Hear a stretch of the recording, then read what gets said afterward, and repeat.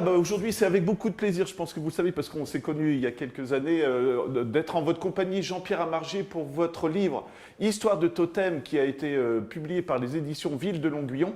Bien évidemment, il n'y a pas longtemps, 50 ans pour le totem de Longuillon. J'en dis pas plus. C'est quoi l'origine déjà du totem de Longuillon, s'il vous plaît? Le totem de Longuillon, un totem, ça fait immédiatement penser au Canada. Et donc, le totem de Longuillon est lié à la présence canadienne dans le cadre de l'OTAN à la base de Marville. Et donc, les Canadiens sont restés sur la base de Marville de 1955, en gros, à 1967, puisque le 11 mars 1966, le général de Gaulle, qui était au pouvoir, décide, dans le cadre de sa politique d'indépendance nationale fondée sur la dissuasion nucléaire, de quitter l'OTAN. Et donc, les Canadiens sont obligés de quitter la base de Marville en 1967. Et avant de partir pour la base de l'Ar en Allemagne, ils ont décidé d'offrir un cadeau à la ville de Longuillon qui les avait bien reçus et dont ils gardaient un très bon souvenir. Et c'est comme ça que le 11 mars 1967, c'est-à-dire il y a 50 ans, a été inauguré le totem de Longuillon. Je précise que ce totem a été inauguré en même temps que celui de Virton, donc là aussi pour marquer leur reconnaissance à l'égard de la population belge de Virton, parce qu'il y avait beaucoup de Canadiens qui habitaient dans la région de Virton, de Saint-Marc, entre autres. Et c'était, alors là, c'est carrément passionnant, parce que c'est carrément la grande histoire. La Belgique aussi voulait quitter l'OTAN, c'est ça? Il y a eu non, la Belgique, c'est parce que les Canadiens qui étaient à Marville étaient aussi à Virton, alors on va dire, c'est ça? Oui, voilà. C'est-à-dire que c'est surtout les gens qui habitaient, parce que les Canadiens, il faut le savoir aussi, habitaient en grand nombre à Longuillon, puisqu'ils ont fait construire ce qu'eux appelaient les PMQ, Permanent Married Quarters, et que nous, on a appelé par la suite la résidence canadienne. Voilà. Résidence canadienne, 418 logements, donc ça représentait un bon nombre de personnes. C'est carrément un quartier, même dans Longuillon. Oui, ce que je dis toujours, moi, c'est une ville dans la ville. Voilà, exactement. Voilà. Alors, on va vous laisser nous expliquer un petit peu le totem, parce que c'est assez passionnant. C'est un cadeau, d'accord, mais il y a un passé derrière tout ça aussi. Alors, ce totem, oui, il faut que j'explique un petit peu comment il est arrivé à Longuillon. C'est un capitaine d'aviation du 441e escadron, le capitaine Gardiner, qui a eu l'idée d'offrir ce totem. Et il en a parlé, bon, on est dans l'armée, donc on parle au supérieur, donc il en parle à son commandant d'escadrille, le commandant Dunlop, qui en a parlé aux autorités militaires, et du coup, le commandant Dunlop est parti dans ce que j'appelle le pays des totems, c'est-à-dire la Colombie-Britannique, la province la plus occidentale du Canada, qui est le seul endroit, il faut le préciser, parce qu'à notre époque, on trouve des totems partout, oui. Mais en réalité, la seule région où l'on sculpte des totems authentiques, c'est la Colombie-Britannique. Et donc, il va se rendre en Colombie-Britannique, où il va rencontrer un chef indien, un chef de la tribu Squamish, qui se trouve dans le sud de la Colombie-Britannique, ce chef indien qui s'appelle Simon Baker. Alors, il a un rôle très important en 1967. Il est en quelque sorte l'intermédiaire entre le gouvernement canadien et les tribus amérindiennes de Colombie-Britannique. Et ce n'est pas un hasard si on s'adresse à lui. Alors, ce Simon Baker, c'est lui qui viendra lors de l'inauguration du totem le 11 mars 1967. Et donc, le commandant Dunlop va le voir et Simon Baker lui dit « Ah vous avez de la chance, j'ai 2 totems à votre disposition. » Ils étaient sur le parking du magasin que je tenais avec mon épouse, j'ai vendu le magasin et ces 2 totems se retrouvent dans ma propriété, dans le jardin à côté de la maison. Ils sont à votre disposition. Alors, je ne sais pas s'ils ont été offerts, s'ils ont été vendus, on ne le sait pas. Ces informations, je les tiens de Simon Baker lui-même, qui a écrit une autobiographie dans laquelle il parle de ces totems. Alors il faut savoir que le totem de Virton et le totem de Longuillon sont des petits frères. Voilà. Alors pourquoi? Parce qu'ils ont été sculptés par la même personne qui est l'oncle de Simon Baker, qui était le chief Matthias Joe, qui a sculpté ces deux totems, celui de Longuillon, celui de Virton. C'est assez passionnant parce que c'est aussi un choc des cultures finalement. Absolument. Vous parlez des Indiens parce que Canadiens d'accord, mais après Indiens. Oui. Est-ce que vous savez quand même si c'était important pour Simon Baker de les offrir comme ça? Ou est-ce que, et c'est pas méchant, c'était juste une opération un petit peu commerciale éventuellement ou Je pas? pense qu'il y avait tout un symbole. Ouais. Il y a un universitaire qui s'appelle Yannick Meunier qui a écrit un article dans un livre sur la politique étrangère du Canada et qui a une interprétation qui me paraît intéressante. C'est-à-dire que ce don d'un totem relèverait à la fois de la politique extérieure canadienne, dans les relations amicales avec la France, mais aussi ça relèverait un peu de politique intérieure, puisqu'on est en pleine réhabilitation de la culture amérindienne. Ouais. Et c'est là que ça devient passionnant quand même, parce qu'on passe devant un totem, on se dit oui, bon, c'est un totem, mais quand vous racontez comme ça, il y a quand même de la symbolique derrière. Absolument, tout ça. il y a ce totem symbolise le retour en grâce de la culture amérindienne. Et pourquoi on offre des totems? Aussi pour rendre hommage aux premiers habitants du Canada, qui avaient été, il faut le dire, considérés comme des citoyens de seconde zone. Il faut savoir que les totems, on interdisait aux Amérindiens de sculpter des totems. Donc c'est une véritable réhabilitation. Et je continue un peu là-dedans, mais peut-être que je me trompe, mais si je ne me trompe pas, dans les années 70 aux États-Unis, c'était le même problème avec les Indiens. Est-ce que le Canada ne faisait pas peut-être une réaction, parce qu'il y a toujours eu de la concurrence entre le Canada et les États-Unis, de dire, nous, vous voyez, on assimile les Indiens, les Amérindiens, et en plus, on met en valeur leur culture. Je pense qu'il y avait de ça aussi. Il y a ça, 67, c'est pas loin. On le retrouve aussi à un autre niveau. Ouais. Quand les bases, parce que dans les bases de l'OTAN, il y avait des bases canadiennes, il y avait des bases américaines. Voilà. Et l'attitude des Américains et l'attitude des Canadiens n'était pas du tout la même à l'égard de la population locale.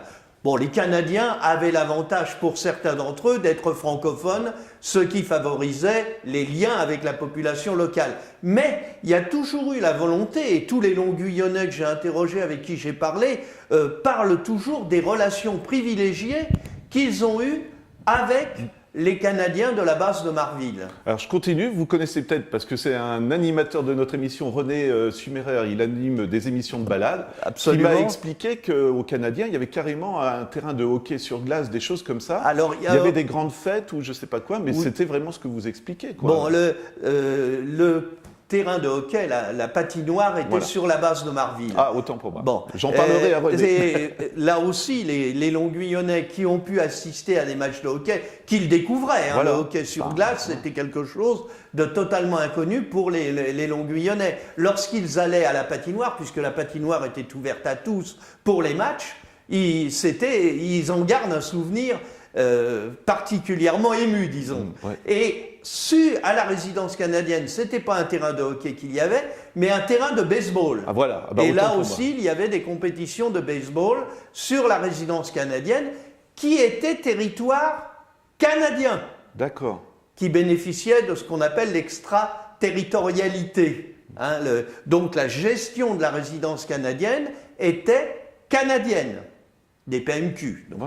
Ça explique aussi la configuration des bâtiments. Finalement, vous dites terrain de baseball et c'est vrai qu'il y a une sorte de grand champ au milieu de tout ça. Oui, il y a beaucoup d'espaces verts qui sont liés aux espaces sportifs. Et puis cette conception de se dire, bon, le Canada, c'est quand même le pays des grands espaces. Et ils ont, c'est une interprétation qui m'est personnelle, peut-être eu envie de retrouver cet espace à la résidence canadienne, avec ce terrain de baseball, et puis d'autres espaces verts très importants. Voilà. Donc, mais on n'est pas du tout hors sujet, et moi je tiens à le préciser quand même. Je reviens malgré tout au jour où on inaugure le totem.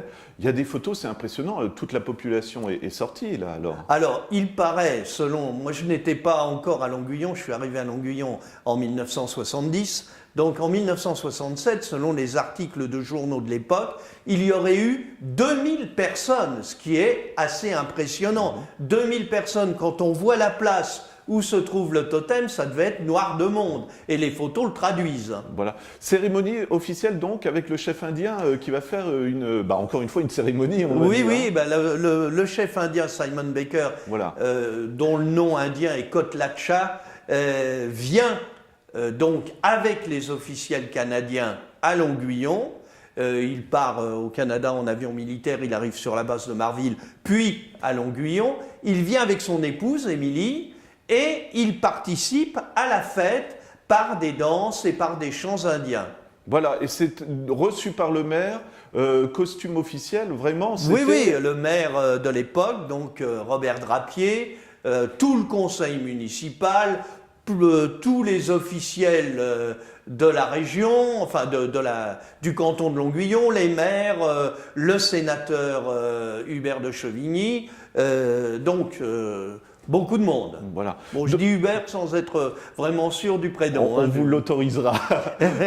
Voilà, vous l'avez dit tout à l'heure, base militaire allemande, ensuite pour les Canadiens à l'Ar. Et là-bas, ça sera le même processus, on va dire. Même processus, alors un petit peu avant, parce que donc les Canadiens arrivent sur la base de l'Ar en 67. Petite parenthèse, cette base de l'Ar, à l'origine, était une base française. Voilà. Et les escadrons de la base de l'Ar se sont retrouvés, pas très loin en Lorraine, à Nancy-Ochet. D'accord. Donc, il reste à l'Ar de 1967 à 1994, lorsque toutes les troupes de l'OTAN américaines et canadiennes quittent l'Allemagne, la Belgique, pour retourner chez eux. Et c'est en 1977, donc pour le 10e anniversaire de l'installation des Canadiens sur la base de l'Ar, qu'ils offrent à la ville un totem aussi totalement différent de celui de Longuyon et de celui de Virton. Et il y a une anecdote, si vous voulez bien nous raconter, je crois que les Canadiens vont aussi quitter, si je ne me trompe pas, la base de l'Ar. Le totem reste, mais qu'est-ce qui se passe après alors? Alors c'est pas sur la base de l'Ar. Je vous laisse raconter l'autre histoire. C'est pas sur la base de l'Ar, c'est sur une autre base. C'est sur la base de Zweibrücken, donc qui est en Sarre, tout près de la frontière française. Là aussi, les Canadiens ont offert un totem. Enfin, en fait, ils ont offert 2 totems. Un premier totem qui est dans la roseraie de la ville, qui est toujours. Et il y avait un deuxième totem, beaucoup plus petit, qui était à l'entrée de la base de Zweibrücken. Et puis, les Canadiens ont quitté cette base et les Américains les ont remplacés. Les Américains voient ce totem, sans penser un seul instant qu'il ait pu être offert par les Allemands. Je dis, ce totem, il est canadien.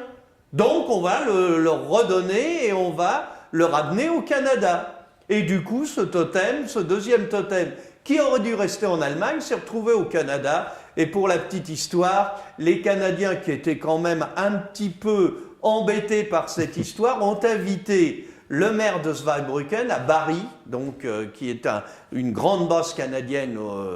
Ils l'ont invité pour l'inauguration de ce deuxième totem. Enfin, la réinauguration du deuxième totem. On a presque terminé, Jean-Pierre, mais j'ai remarqué quand même à la fin de votre livre, d'accord, c'est un moment historique, mais maintenant, est-ce que ça ne peut pas devenir quelque chose de touristique? Je pense que les gens s'arrêtent quand même, parce qu'il est presque au centre de la ville, le totem à Longuyon, ou en tout cas, je pense qu'il y a des gens qui viennent à la mairie, qui disent qu'est-ce que c'est l'origine. Disons qu'on a essayé aussi, pour ce 50e anniversaire du totem, de le mettre en avant, de promouvoir un petit peu ce totem pour en faire une sorte de vitrine de Longuyon. Alors on a réalisé d'ailleurs avec l'Office du tourisme un dépliant transfrontalier, puisque sur les traces des Canadiens, avec Longuyon, bien sûr, avec Marville, puisqu'il y avait la base, mais qu'il y a aussi malheureusement un certain nombre d'enfants canadiens qui sont enterrés au cimetière de Marville, Virton avec le totem, Et puis Florenville, puisqu'à Florenville, il y a une stèle aussi dédiée aux Canadiens. Donc, l'idée de ce cinquantenaire, c'était aussi de mettre le totem au centre de la ville et, disons, comme une sorte d'atout, comme vous le disiez, touristique pour la ville de Longuyon. Alors, je tiens aussi à préciser que ce totem qui était relativement peu visible jusqu'à présent, grâce aux services techniques de la ville de Longuyon, qui ont repeint le socle avec une feuille d'érable, qui l'ont décoré avec des animaux autour, le totem est nettement plus visible. Juste une question par curiosité, parce que ça me vient comme ça. Il n'y a pas des descendants, des soldats ou des choses comme ça qui vous auraient contacté au fur et à mesure des années ou des choses comme ça? Il y a eu, alors en particulier en 2005, où il y a eu une grosse manifestation pour le 50e anniversaire de la base de Marville, beaucoup de Canadiens qui sont venus. Bon, il y a même des avions de l'époque qui ont été amenés sur la base de Marville, qui ont volé. Et là, il y avait des gens qui avaient travaillé sur la base de Marville, dont le dernier commandant de la base de Marville, qui était le commandant Christie. Et puis, il y avait aussi des descendants, des gens qui sont nés, par exemple, à la résidence canadienne. Voilà. Et alors, pour la petite anecdote, il y a un des Canadiens qui était là, et puis parce qu'il y a eu une petite cérémonie à la résidence canadienne, qui a pu revoir en 2005, donc près de 40 ans après, l'appartement qu'il avait occupé. Et les gens qui occupaient l'appartement se sont fait un plaisir d'accueillir ce Canadien chez eux. Voilà, Jean-Pierre, on vous remercie. Ça sera juste vraiment la toute dernière question. Le livre, on peut le trouver où alors Alors, le livre, il est disponible chez moi, au 1 rue de Montréal à Longuyon. Il est disponible, bien évidemment, aussi à la mairie de Longuyon.